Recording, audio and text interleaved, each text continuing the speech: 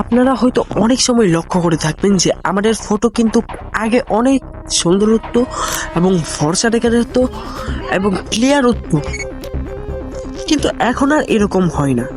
কিন্তু কেন?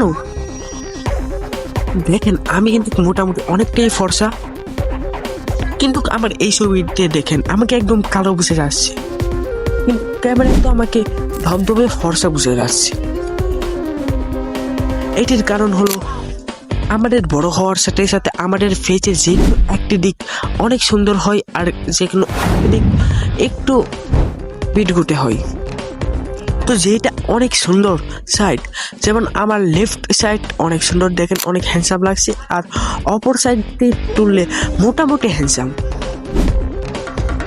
তো এইভাবে আপনার সাইড পরিবর্তন করে ফটো ক্লিক করতে পারেন, তাহলে আপনাকে আগের চেয়ে অনেকটা ফর্সা লাগবে এবং সুন্দর লাগবে, আপনার ফটোটাও উঠবে অনেক স্মুথি অ্যান্ড অ্যাট্রাকটিভ।